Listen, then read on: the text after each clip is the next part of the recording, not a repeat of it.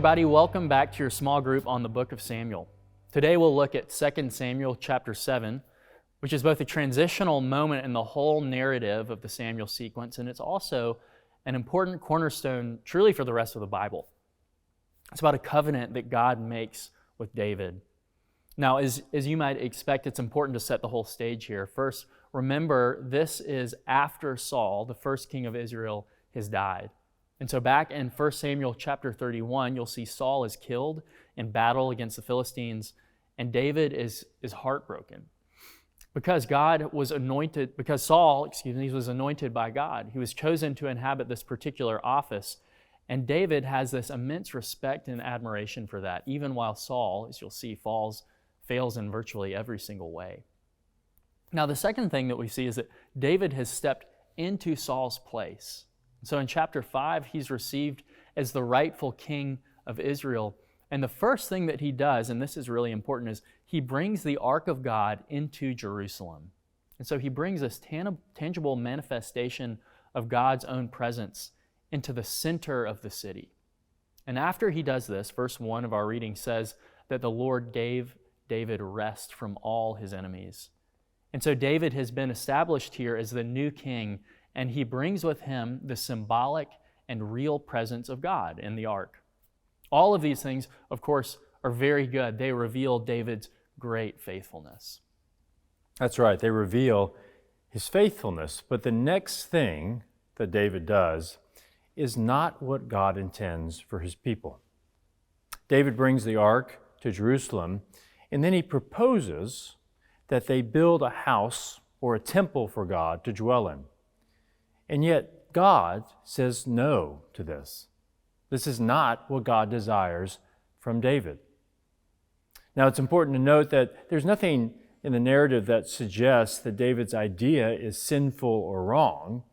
Rather, it's just that God has other plans for David and his family. Ironically, God's plan is the exact reverse of what David proposes. Rather than have David build God a house, God declares in verse 11 that he will make David into a house. And what God means here is not that he will build David a palace or a home, but instead, God will make David's people into a great nation, a great kingdom, a great house. So again, it's not that David has done something wicked. It's that God has this unique plan for David and his family. See, they will be the kind of people that God dwells with, that he loves, that he chastens and builds up. He says, even forever. And so you see, not only is this quite a promise, and we'll discuss how this works out, but it is incredible in that it reveals God's own heart for Israel.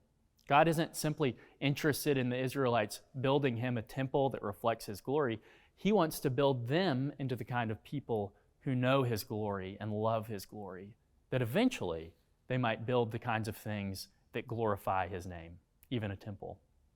But he wants them, you see, to do this from their own integrity of spirit and out of the abundance of his own blessing to them. As you read this passage in your group, this discussion between David and God, there's a few details that are worth pondering. First, look at the way God argues with David.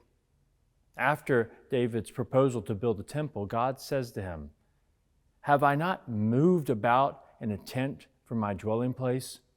In all the places where I have moved with my people, did I ever command my people to build a house for me?" The answer, of course, is no. God never asked his people to build him a temple.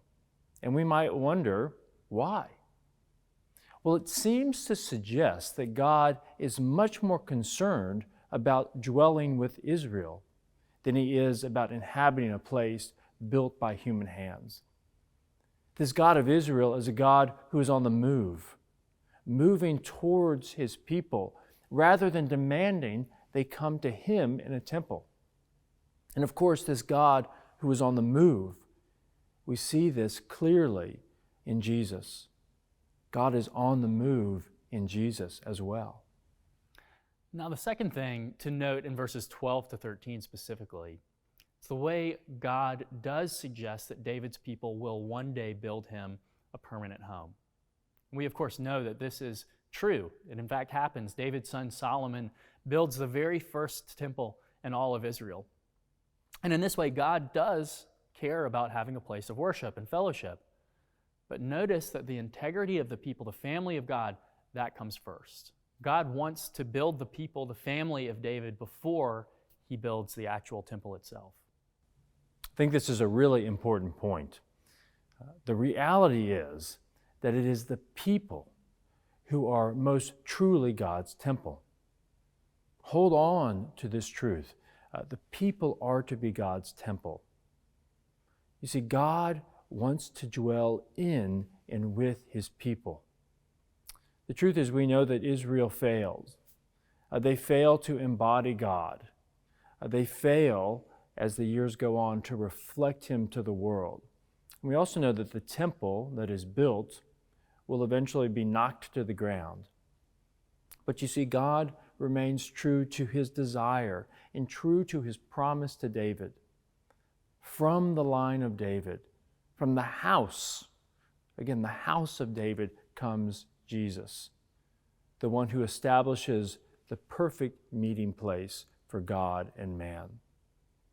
Jesus is perfect man, and therefore, he's at the same time the place that God dwells.